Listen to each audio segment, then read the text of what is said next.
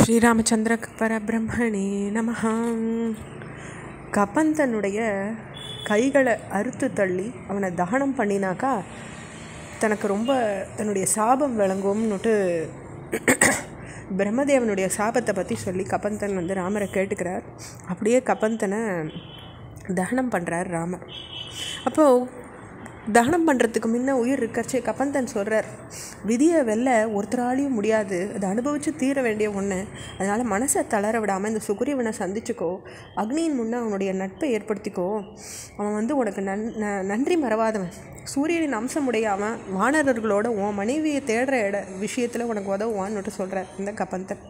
அவன் மேருமலையின் உச்சியில் வைக்கப்பட்டிருந்தாலும் சரி, பாதாள லோகத்துக்கே அவள் எடுத்துன்னு போகப்பட்டிருந்தாலும் சரி, அந்த உத்தமியை சுக்ரீவனோட உதவியோட நீ மீட்டுண்டு தான் வருவேன், எனக்கு சந்தேகம் இல்லைன்னுட்டு கபந்தன் சொல்கிறார். அப்போது ஒரு விஷயத்தை அடையிறதுக்கு 6 வழிகள் உண்டுன்னு கபந்தன் சொல்கிறார் ராமாயணத்தில். அதை 2 விதமான விளக்கங்கள் கொடுக்கப்பட்டிருக்கு. அதாவது ராமாயண விளக்கங்களில் 6 உபாயங்களாக சொல்லப்பட்டிருக்கு.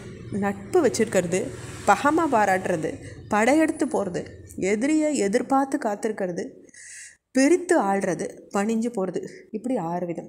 2வது விளக்கமாக கபந்தன் குறிப்பிட்ட உபாயங்கள் வழிகளை நேரில் போய் கண்டறியறது, யூகித்து அறியறது, அதை ஒத்த விஷயங்களை அறிஞ்சிக்கிறது, சப்தத்தின் மூலம் அறியறது, கண்களுக்கு புலப்படாததால் அது இல்லைன்றத அறிஞ்சிக்கிறது, பார்த்த கேட்ட விஷயங்களை கொண்டு ஒரு தீர்மானத்துக்கு வருது. இந்த விளக்கங்கள் விரிவுரையாளர்கள் சொல்லப்பட்டிருக்காங்களே ஒழிய வால்மீகி ராமாயணத்தில் இந்த விளக்கங்கள் இல்லை.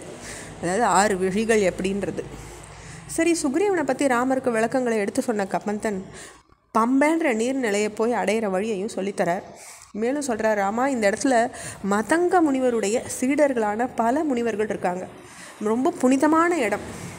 அங்கிருந்த முனிவர்களுக்கு தொண்டு செய்கிறதே வாழ்ந்த சபரின்ற பெயர் கொண்ட பெண் துறவி அங்கே இருக்கா. உன்னை பார்த்த பிறகு அவள் சொர்க்கத்தை போய் அடைவாள்.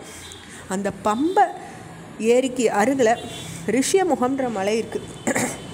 அந்த மலையில் தான் சுக்ரீவன் வாழ்ந்துட்டுருக்கான். அவனை போய் நீ அடைச்சிக்கோன்னு சொல்லி கபந்தன் வழி சொல்லித்தரார். வான வீதியிலேயே போய் சேர்றார். மீண்டும் ஒரு முறை ராமரை பார்த்து நட்பை ஏற்படுத்திக்கோன்னு சொல்லி மறைஞ்சு விடுறார் கபந்தன். அவர் சொன்ன பாதையில் ராமலக்ஷ்மணா பம்பையின் மேற்கு கரையை அடைஞ்சு போகிறாங்க. அங்கே சபரியினுடைய ஆசிரமத்தை பார்க்குறாங்க. மரங்களால் சூழப்பட்டு ரொம்ப அமைதியாக விளங்குறது அந்த ஆசிரமத்தில் அவங்க நுழைஞ்ச போது சபரி எழுந்து நின்று கை கூப்பி ராமலக்ஷ்மணா கால்களில் விழுந்து அவங்கள வணங்கி வரவேற்கிறாங்க. ரொம்ப போற்றுதற்கத்தக்க தர்ம நெறியை கடைப்பிடிச்சு வாழ்ந்த அந்த பெண் துறவியை பார்த்து ராமர், உங்களுடைய தவம் நாளுக்கு நாள் சிறப்படைஞ்சு வர்றதா? கோபம் உங்களால் அறவே நீக்கப்பட்டிருக்கா? நீங்கள் மேற்கொள்கிற விரதங்கள் எந்த தடையும் இல்லாமல் முடிவு பெறுறதா? மன திருப்தியை அடைஞ்சிருக்கீங்களான்னு அடக்கத்தோடு விசாரிக்கிறார் ராமர் அந்த சபரிங்கிற தாயார்.